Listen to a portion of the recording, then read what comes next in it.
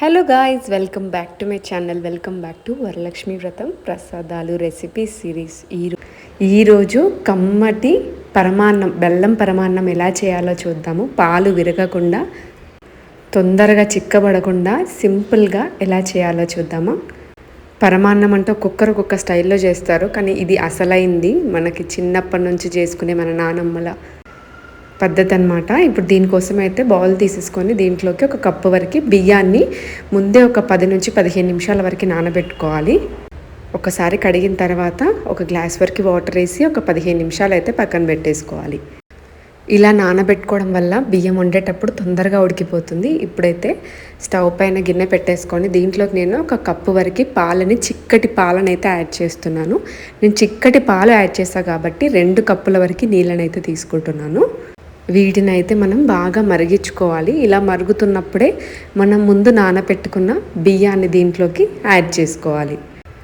చాలామంది బియ్యం వేసిన పాలల్లో వేస్తాం కదా, ఉడుకుతుందో లేదో అనుకుంటారు, కానీ అసలు పరమాన్నం అంటేనే ఇలా పాలల్లో ఉడికించుకుంటేనే ఆ టేస్ట్ కానీ ఫ్లేవర్ కానీ చాలా బాగుంటుంది. చూసారు కదా, 15 నిమిషాల్లో మనకైతే బియ్యం అనేది మంచిగా ఉడికిపోయింది. కావాలంటే మూత పెట్టేసి ఉడికించుకోవచ్చు. ఈలోపు అయితే స్టవ్ పైన ఇంకో గిన్నె పెట్టేసుకొని దీంట్లోకి మనం 1 కప్పు వరకు బియ్యం తీసుకున్నాం కదా, నేను 1.5 కప్పు వరకు బెల్లాన్ని తీసుకుంటున్నాను.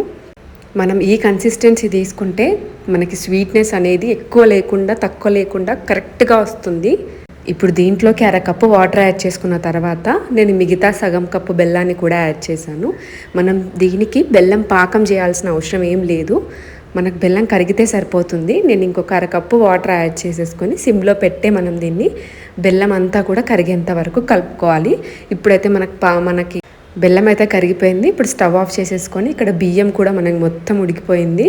ఇలా కలుపుతూనే ఉండాలి. ఇలా కడుపుతూ ఉంటేనే మనకు చూసారు కదా బియ్యం అనేది మంచిగా మెత్తగా అయిపోయింది.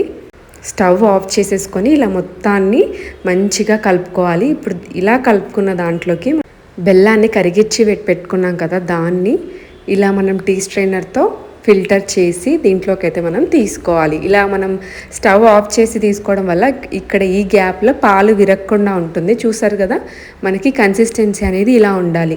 కొంచెం మరుగుతున్నప్పుడు దీంట్లోకి 1/2 టేబుల్ స్పూన్ వరకు ఇలాచీ పౌడర్ని కూడా వేసుకొని మళ్ళీ అంతా ఒకసారి బాగా కలుపుకోవాలి. మీరు కావాలి అంటే పచ్చ కర్పూరం కూడా యాడ్ చేసుకోవచ్చు. ఇప్పుడు స్టవ్ పైన ఒక చిన్న కడాయి పెట్టుకొని 1 టేబుల్ స్పూన్ నెయ్యిలో మనకు కావాల్సిన డ్రై ఫ్రూట్స్ని అయితే మనం వేయించుకోవాలి. బాదం కానీ, కాజు కానీ, కిస్మిస్ ఇలా ఏవైనా తీసుకోవచ్చు. కిస్మిస్ మాత్రం తప్పకుండా వేసుకోవాలి. ఇలా మనకి లైట్ గోల్డెన్ బ్రౌన్ వచ్చేంత వరకు ఫ్రై చేసుకొని ఇక్కడ మనకి పరమాన్నం కూడా రెడీ అయిపోయింది. ఈ కన్సిస్టెన్సీ వచ్చినప్పుడు స్టవ్ ఆఫ్ చేసేసుకొని 1 కప్పు వరకు మళ్ళీ పాలను వేసుకోవడం వల్ల మనకి పరమాన్నం అనేది తొందరగా చిక్కబడకుండా ఉంటుంది.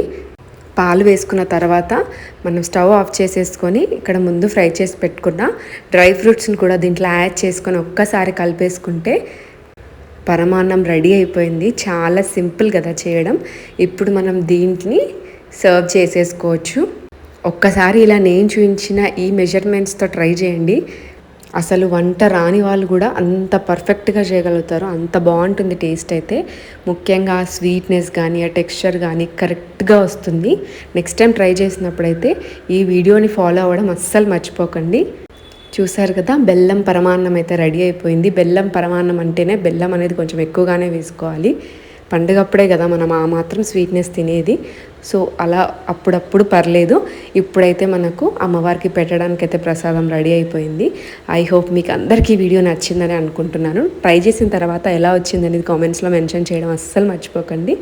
ఇలాంటి మరిన్ని రెసిపీస్ కోసం అయితే ఛానల్ సబ్స్క్రైబ్ చేసుకోవడం అస్సలు మర్చిపోకండి. Thank you so much for watching. Bye bye.